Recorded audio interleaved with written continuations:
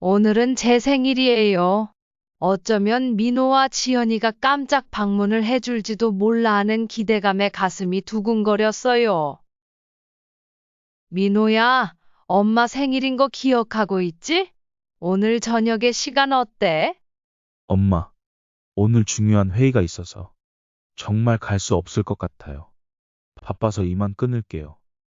은숙 할머니의 생일날. 도대체 무슨 일이 있었던 걸까요? 사연 속으로 들어가 보겠습니다. 이 사진을 보세요. 저기 저 작은 아이가 바로 민호예요. 그리고 옆에서 꽃을 들고 웃고 있는 게 지연이죠. 둘 다 어릴 때부터 참 야무지고 밝은 아이들이었어요. 민호는 어릴 적부터 축구공을 차며 엄마, 나중에 크면 축구 선수가 될 거야. 라고 자랑스럽게 말하곤 했어요. 지연이는 그림을 그리는 것을 좋아해서 집안 곳곳에는 그녀가 그린 그림들로 가득했죠. 그때는 모든 게 단순하고 순수했어요. 공원에서 아이들과 함께 뛰어놀고 집에 돌아와 따뜻한 밥을 차려주는 것만으로도 행복했죠. 그녀의 젊은 시절로 거슬러 올라가 봅니다. 젊은 은숙은 민호와 지연이의 손을 잡고 활기찬 공원으로 들어섭니다. 푸른 하늘 아래 아이들의 웃음소리가 메아리치며 은숙 할머니는 그들과 함께 축구공을 차고 그네를 밀어주며 즐거운 시간을 보냈습니다. 민호야, 오늘은 골을 몇 개나 넣을 거니? 민호는 자신감 넘치는 목소리로 오늘은 5개는 기본이지요, 엄마. 라며 활짝 웃었습니다. 한편 지연이는 공원에 꽃을 그리며 엄마, 이 꽃 예쁘지 않아? 내 그림에도 꼭 넣을 거야. 라며 섬세한 손길로 스케치북에 꽃을 옮겨 그렸습니다. 은숙 할머니는 그런 두 아이를 바라보며 잘하고 있어, 우리 지연이. 그림이 점점 더 예뻐져. 라며 따뜻한 미소를 지었습니다. 그녀는 아이들의 꿈을 위해 언제나 헌신적이었습니다. 민호의 축구화를 사주기 위해 야간에도 일을 했고 지연이의 그림 대회 준비를 위해 밤새워 도왔죠. 민호가 축구 경기에 나서면 은숙 할머니는 그라운드 옆에서 가장 큰 목소리로 아들을 응원했습니다. 지연이의 그림 전시회가 열릴 때는 그녀는 항상 지연이의 곁에서 그녀의 작품을 자랑스럽게 바라보았습니다. 민호야, 오늘 너 정말 멋졌어. 엄마가 자랑스러워. 엄마, 나 상 받았어. 이 상은 엄마한테 주고 싶어. 그녀의 삶은 아이들과의 소중한 순간들로 가득 차 있었습니다. 학교 행사에 참여하고 졸업식에서 수상하는 아이들의 그녀에게 가장 큰 기쁨이었습니다. 민호와 지연이가 커가는 모습을 지켜보는 것은 그녀에게 무엇과도 바꿀 수 없는 기적과도 같았습니다. 남편이 일찍 세상을 떠난 후 은숙 할머니는 혼자서 아이들을 키우며 겪어야 했던 모든 어려움을 이겨냈습니다. 그녀는 아이들에게 부족함이 없도록 최선을 다했고 그들의 웃음소리는 그녀에게 가장 큰 힘이 되었습니다. 그녀의 남편이 세상을 떠난 것은 민호가 초등학교에 입학한 해의 봄이었습니다. 그날도 평소와 다름없이 아침 일찍 집을 나섰던 남편은 출근길에 갑작스런 사고로 영원히 돌아오지 못했습니다. 두 아이의 엄마로서 남편의 부재는 저에게 말할 수 없는 슬픔과 함께 엄청난 책임감을 안겨주었어요. 하지만 저는 울면서 아이들 앞에 서지 않았죠. 그들이 느끼는 상실감이 이미 너무 컸으니까요. 은숙 할머니는 남편의 빈자리를 채우기 위해 2배로 힘을 내야 했습니다. 낮에는 아르바이트를 여러 개 겹쳐하며 밤에는 아이들의 숙제를 도와주고 다음 날을 준비했습니다. 가장 힘들었던 것은 경제적인 부담이었습니다. 남편의 갑작스러운 부재로 가정의 경제는 휘청거렸고 은숙 할머니는 그 어느 때보다 강인해져야 했습니다. 민호의 축구화를 사주기 위해서, 지연이의 그림 물감을 사주기 위해서 저는 더 많은 시간을 일에 투자했어요. 아이들이 잠든 밤, 저는 혼자 거실에 앉아 예산을 계산하며 다음 달 계획을 세웠죠. 그녀는 아이들에게 부족함이 없도록 최선을 다했습니다. 민호가 축구 대회에 나가면 그녀는 반찬 가게 일을 조금 일찍 마치고 경기장으로 달려갔습니다. 지연이가 미술 대회에 출품하면 그녀는 자정을 넘겨 작품 설명을 함께 쓰며 딸을 격려했습니다. 민호야, 내가 뛰는 모습을 보는 건 엄마에게 큰 기쁨이야. 내가 좋아하는 일을 하면서 행복해하는 걸 볼 때 엄마도 행복해진단다. 지연아, 내 그림 속에는 내 마음이 담겨 있어. 내가 그리는 세상을 보는 건 엄마에게 또 다른 세상을 보는 것 같아. 아이들은 엄마의 노력을 알고 있었고 그녀의 헌신에 깊은 감사를 표했습니다. 엄마, 항상 고마워요. 엄마가 없었다면 내가 오늘날 이 자리에 있지 못했을 거예요. 민호가 종종 말했습니다. 지연이도 엄마 덕분에 그림을 계속 그릴 수 있어요. 엄마는 내 최고의 영감이에요. 라고 따뜻하게 말했습니다. 은숙 할머니는 아이들이 자란 후에도 변함없이 그들을 응원했습니다. 그녀는 자신의 인생을 아이들에게 바쳤고 그 결과 두 아이는 각자의 길에서 빛나고 있었습니다. 그렇게 시간은 흘러 민호와 지연이는 이제 각자의 삶을 살아가고 있어요. 민호는 해외에서 큰 회사에 취직했고 지연이는 바쁜 일상 속에서 자신의 꿈을 펼치고 있죠. 제가 항상 그들 곁에 있을 수는 없다는 걸 알지만 그래도 가끔은 그때의 우리가 그립습니다. 가족은 시간이 흐르면서 변화를 겪게 마련입니다. 은숙 할머니도 예외는 아니었죠. 아이들과 함께했던 시간이 추억 속으로 멀어져 갈수록 그리움과 서운함이 교차하는 복잡한 마음을 안고 살아가고 있습니다. 은숙 할머니는 고요한 거실에서 창밖을 바라보며 마음속 깊은 곳에 자리 잡은 서운함을 어루만지며 이야기합니다. 민호와 지연이가 자라면서 저와의 거리도 자랐어요. 그녀는 혼잣말처럼 중얼거렸습니다. 대학 졸업식 날 민호는 졸업장을 손에 쥔 채 활짝 웃으며 말했습니다. 엄마, 나 해외 유학 갈 거야. 거기서 더 큰 세상을 경험하고 싶어. 민호의 목소리에는 설렘이 가득했습니다. 은숙 할머니는 아들의 어깨를 다독이며 그래, 민호야. 내 꿈을 펼칠 수 있는 곳이라면 어디든 좋아. 엄마는 항상 내 편이야. 라고 따뜻하게 말했지요. 하지만 민호가 유학을 떠난 후 그의 전화와 편지는 점점 줄어들었고 결국에는 연말 연시에만 몇 마디 안부 인사가 오갈 뿐이었습니다. 지연이는 대학을 졸업하고 서울의 한 회사에 취직했습니다. 처음엔 주말마다 엄마를 찾아와 함께 시간을 보냈지만 직장 생활에 치여 그 빈도는 점점 줄어들었습니다. 지연아, 이번 주말에 집에 올 수 있니? 은숙 할머니가 기대에 찬 목소리로 전화를 걸었습니다. 미안해요, 엄마. 요즘 일이 너무 바빠서. 정말 시간이 안 나네요. 지연이의 목소리는 미안함으로 가득 차 있었죠.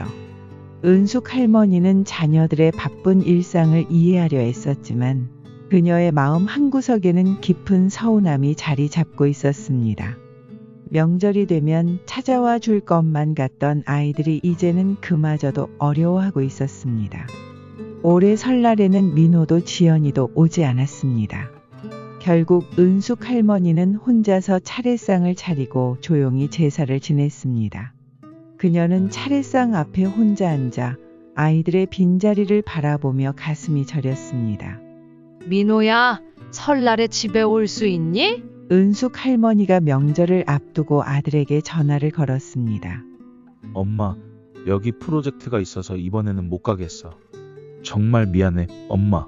민호의 목소리는 미안한 듯 했지만 단호하게 들렸습니다. 지연이에게도 같은 전화를 걸었습니다. 지연아, 너희들 설날에 오지 않을래? 애가 갑자기 아파서 병원에 가야 할 것 같아요. 엄마, 정말 죄송해요. 지연이의 목소리는 걱정으로 가득 차 있었죠. 은숙 할머니는 아이들의 상황을 이해하려 애썼지만 그녀의 마음은 이미 무너져 내리고 있었습니다. 민호에게는 그래도 이해를 해요. 외국에 있으니 자주 올 수는 없겠죠. 하지만 지연이는 서울에 살고 있어도 바쁘다는 이유로 저를 피하고 있어요. 어느 날 지연이에게 전화를 걸어 딸아, 엄마 보고 싶어. 라고 말했습니다. 그랬더니 지연이가 엄마, 나도 보고 싶은데 일이 너무 바빠. 다음에 시간 날 때 가볼게. 그 다음은 도대체 언제 올까요? 은숙 할머니의 눈가에는 서러움이 어려 보였습니다.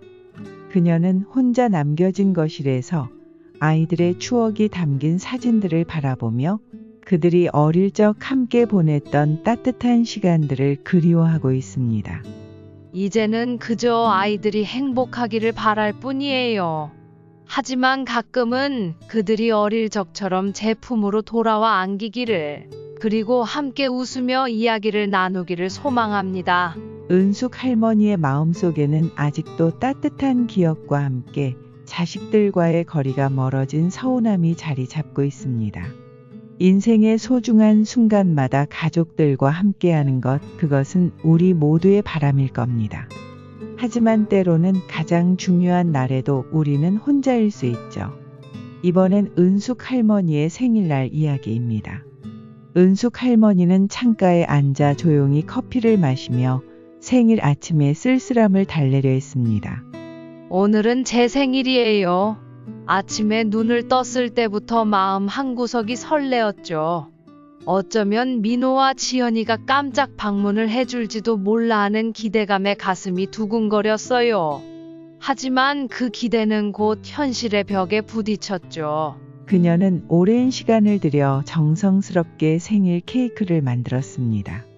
화려한 장식 대신 단순하고 소박한 디자인이었지만 그녀의 마음을 담아 정성껏 준비한 것이었습니다. 케이크 위에 불을 붙인 작은 촛불이 외로이 타오르고 있었습니다. 전화기를 들고 먼저 민호에게 전화를 걸었습니다. 민호야, 엄마 생일인 거 기억하고 있지? 오늘 저녁에 시간 어때? 은숙 할머니의 목소리에는 자식을 향한 애틋한 기대감이 섞여 있었습니다. 전화 너머로 들려온 민호의 목소리는 사무적이었습니다. 엄마, 오늘 중요한 회의가 있어서 정말 갈 수 없을 것 같아요. 바빠서 끊을게요. 민호는 글로벌 회사에서 일하며 바쁜 일정에 쫓기는 나날을 보내고 있었습니다. 그의 목소리에는 진심으로 미안함이 담겨 있었지만 그것이 은숙 할머니의 기대를 충족시키기엔 부족했습니다. 그래, 일이 바쁘면 어쩔 수 없지. 다음에 보자, 민호야. 은숙 할머니는 아들의 바쁜 일정을 이해하려 했었지만 그녀의 마음 한편에는 아들과 함께할 수 없는 서운함이 자리 잡고 있었습니다. 다음으로 지연이에게 전화를 걸었습니다. 지연아, 엄마 생일 케이크 사놓았는데 너희들 올 수 있어? 은숙 할머니의 목소리에는 이번에는 기대감이 묻어나왔습니다. 지연이는 가까운 서울에 살고 있었고 엄마와 자주 만나지 못하는 것에 대한 미안함을 항상 표현해 왔으니까요. 하지만 지연이의 대답은 은숙 할머니의 마음을 무겁게 만들었습니다. 엄마, 정말 미안해요. 아이가 갑자기 열이 나서 병원에 가야 할 것 같아요. 엄마 생일인 건 알고 있는데 이번에는 정말 못 가겠어요. 지연이의 목소리는 걱정으로 가득 차 있었고 은숙 할머니는 딸의 상황을 이해하며 말을 이었습니다. 그렇게 전화를 끊고 나니 갑자기 이 집이 너무 커 보이더군요. 이 넓은 집에 혼자 남겨진 기분이란 마치 세상에서 가장 큰 공허함을 안고 있는 것 같았어요. 아이들이 태어나고 자라나는 동안 이 집은 웃음소리로 가득 찼었는데 이제는 그저 조용하기만 해요. 그녀는 생일 테이블 앞에 혼자 앉아 케이크 위에 작은 촛불을 바라보며 생각에 잠겼습니다. 혼자가 될 줄은 몰랐어요. 남편이 먼저 떠나간 후로 아이들과의 시간이 점점 줄어들기 시작했죠. 그들이 바쁘다는 걸 이해 못하는 건 아니에요. 하지만 이렇게 중요한 날조차 함께하지 못한다는 게 엄마 마음은 참 아프답니다. 결국 은숙 할머니는 케이크 위에 촛불을 끄고 조용히 생일을 혼자 축하했습니다. 그녀는 아이들이 자랑스러워하는 모습을 보며 행복해했지만 이제는 그들과의 거리가 멀어져 버린 것이 서글펐습니다. 은숙 할머니의 생일은 조용히 지나갔습니다. 가족들의 바쁜 일상 속에서 잊혀져 버린 듯한 생일이었죠. 하지만 할머니는 이 외로움을 극복하고 새로운 시작을 결심하게 됩니다. 우리 모두의 삶에도 때로는 외로움이 찾아올 때가 있습니다. 그럴 때마다 우리는 스스로를 다독이며 다시 일어서야 합니다. 인생은 늘 예상치 못한 변화의 연속입니다. 우리가 어떤 상황에 처해 있든 결국 우리 자신의 선택이 우리의 삶을 만들어갑니다. 은숙 할머니도 새로운 결심을 하게 되었습니다. 저는 결심했어요. 아이들이 멀어졌다고 해서 제 삶까지 멈출 순 없으니까요. 내 삶은 여전히 계속되어야 합니다.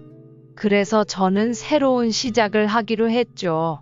제가 취미로 시작한 요가는 이제 제 일상의 소중한 부분이 되었어요. 처음엔 몸이 뻣뻣해서 힘들었지만 이제는 매일 아침 요가를 하는 것이 하루를 시작하는 기분 좋은 일이 되었죠. 그리고 동네 친구들과의 차 한 잔은 제 마음을 따뜻하게 해주어요. 정원 가꾸기도 제 삶에 큰 즐거움을 가져다 주었어요. 꽃들이 제 손길에 반응하여 피어나는 모습을 볼 때마다 마치 새로운 생명을 얻은 기분이에요.